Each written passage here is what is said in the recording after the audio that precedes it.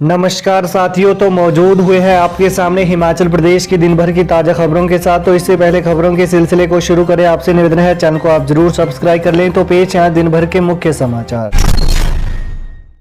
बौद्ध धर्मगुरु दलाई लामा को घोषणा के 64 साल बाद मिला रमन मैग्सेसे अवार्ड। बौद्ध धर्मगुरु दलाई लामा को घोषणा के 64 साल बाद रमन मैग्सेसे अवार्ड आज मैक्लोडगंज में दिया गया। यहां पहुंची फिलीपींस की रमन मैग्सेसे अवार्ड फाउंडेशन के अध्यक्ष सुसाना बी अफान और फाउंडेशन की ट्रस्टी एमिली ए बरेरा ने दलाई लामा को इस पुरस्कार से सम्मानित किया। वहीं उस समय दलाई लामा के बड़े भाई ग्यालो थोंडे ने फिलीपींस के मनीला में यह पुरस्कार प्राप्त किया था।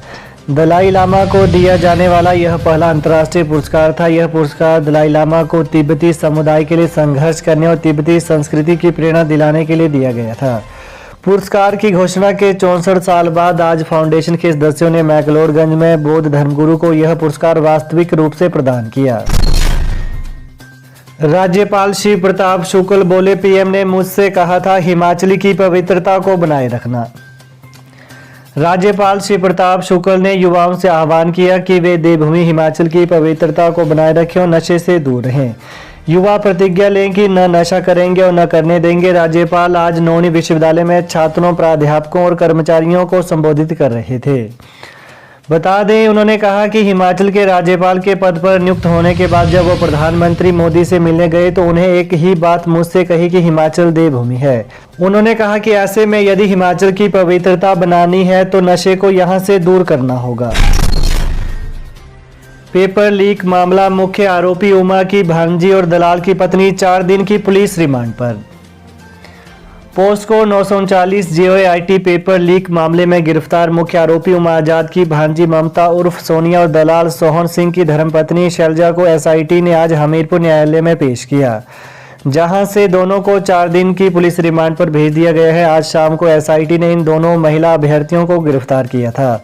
बता दें कि इन दोनों महिला अभ्यर्थियों ने भी JOIT की परीक्षा उत्तीर्ण की है, जिसकी मेरिट सूची अभी जारी होनी है। 5 महीने में भुंतर हवाई अड्डे से NCC कैडेट भर सकेंगे उड़ान। सूबे के करीब 1100 NCC कैडेटों के लिए राहत की खबर है। आज भुंतर हवाई अड्डे में NCC के माइक्रोलाइट एयरक्राफ्ट का ट्रायल हुआ। भुंतर हवाई अड्डे में NCC के 2 सीटर माइक्रोलाइट एयरक्राफ्ट के लिए टैक्सी, ट्रैक और हैंगर का निर्माण जारी है। ऐसे में अब प्रदेश भर के NCC के कैडेट एयरक्राफ्ट को उड़ाने का प्रशिक्षण भुंतर में ही ले सकेंगे। वहीं आज भुंतर के कुल्लू मनाली भुंतर एयरपोर्ट पर पहली Barr virus SW-80 microlight aircraft की लैंडिंग हुई। बीड बिलिंग घाटी में अक्टूबर में होगा पैराग्लाइडिंग का cross country world cup. Paragliding के लिए विश्व प्रसिद्ध बीड बिलिंग घाटी में 26 अक्टूबर से 2 नवंबर के मध्य paragliding cross country world cup होगा। पैराग्लाइडिंग के एक्यूरेसी प्री वर्ल्ड कप की सफलता के बाद अब बिलिंग पैराग्लाइडिंग एसोसिएशन ने खेल की सर्वोच्च संस्था पैराग्लाइडिंग वर्ल्ड कप एसोसिएशन के समक्ष आगामी अक्टूबर-नवंबर में घाटी में पैराग्लाइडिंग क्रॉस कंट्री के वर्ल्ड कप करवाने के लिए आवेदन कर दिया है और मई के अंत तक इसकी अनुमति मिलने की पूरी उम्मीद है। बता दें कि बीड बिलिंग घाटी में पिछले 10 वर्षों के दौरान क्रॉस कंट्री की किसी भी अंतर्राष्ट्रीय स्तर की प्रतियोगिता संभव नहीं हो सकी है और 2017 में प्रशासन ने अपने तौर पर एक राष्ट्रीय स्तर की क्रॉस कंट्री प्रतियोगिता करवाई थी। अक्टूबर-नवंबर का समय घाटी में लंबी दूरी की पैराग्लाइडिंग उड़ानों के लिए अनुकूल रहता है और क्रॉस कंट्री प्रतियोगिता के लिए बिलिंग घाटी दुनिया में दूसरे नंबर की साइट है। तांग में बर्फबारी, कुल्लू और कांगड़ा में बारिश, ओलावृष्टि, 4 दिन खराब रहेगा मौसम।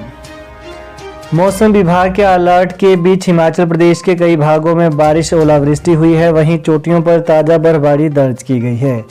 कुल्लू जिले के मझान गांव में आज भारी ओलावृष्टि हुई, इससे सेब के साथ मटर को भारी क्षति पहुंची है। वहीं रोहतांग दर्रा के साथ अटल टनल सहित लाहौल की ऊंची चोटियों में ताज़ा बर्फबारी होने से तापमान में गिरावट आई है। वहीं कुल्लू जिला मुख्यालय ढालपुर में अंधड़ चलने से लोगों को परेशानी का सामना करना पड़ा। कांगड़ा जिले के कई भागों में बारिश के साथ ओलावृष्टि भी हुई। उधर शिमला में हल्की धूप खिलने के साथ बादल भी छाए रहे। मौसम विज्ञान केंद्र शिमला ने प्रदेश में 30 अप्रैल तक मौसम खराब बना रहने की संभावना जताई है। इस दौरान ऊंची चोटियों पर बर्फबारी व अन्य भागों में बारिश होने के आसार हैं। कई भागों के लिए अंधड़ चलने का येलो अलर्ट भी जारी किया गया है। सीएम सुक्खू बोले हेल्पलाइन 1100 में जुड़ेगी व्हाट्सएप चैटबॉट सुविधा। राज्य के लोगों के लिए मुख्यमंत्री सेवा संकल्प हेल्पलाइन 1100 को अधिक सुलभ और सरल बनाने के लिए सरकार इसमें नई सुविधा जोड़कर मजबूत करेगी। मुख्यमंत्री सुखविंदर सिंह सुक्खू ने सूचना प्रौद्योगिकी विभाग को हेल्पलाइन के लिए एक व्हाट्सएप चैटबॉट विकसित करने के निर्देश दिए हैं। इससे नागरिकों को उनकी शिकायतों पर अद्यतन जानकारी प्राप्त करने, प्रतिक्रिया प्रदान करने, कॉल बैक का अनुरोध करने और नई शिकायतें दर्ज करने की बेहतर सुविधा प्राप्त होगी।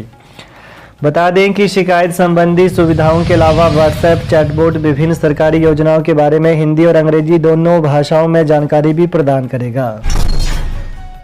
जेबीटी बैच वाइज भर्ती में बीएड अभ्यर्थियों को शामिल करने पर जेबीटी प्रशिक्षुगण रोष रैली निकाली। बीएड अभ्यर्थियों को जेबीटी बैच वाइज भर्ती में शामिल न करने की मांग को लेकर जेबीटी प्रशिक्षुओं ने आज जेबीटी डीएलएड प्रशिक्षित बेरोजगार संघ की अगुवाई में पुलिस ग्राउंड से उपनिदेशक प्रारंभिक शिक्षा कांगड़ा कार्यालय स्थित धर्मशाला तक रैली निकाली।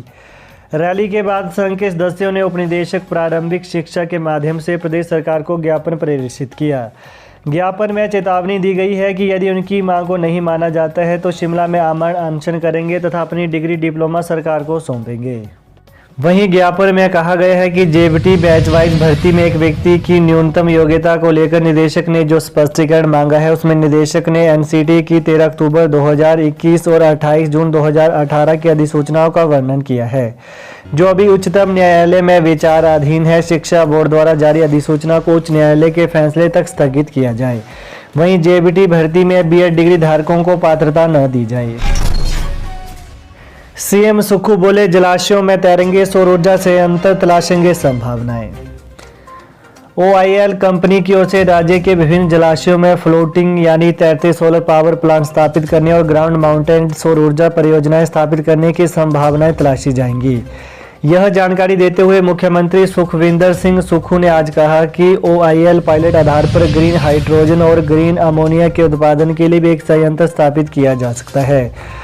उन्होंने कहा कि हिमाचल में हरित ऊर्जा उत्पादन की अधिकता के साथ हरित हाइड्रोजन के उत्पादन की अपार अवसर है। उन्होंने कहा कि हिमाचल में हरित ऊर्जा उत्पादन की अधिकता के साथ हरित हाइड्रोजन के उत्पादन के अपार अवसर है।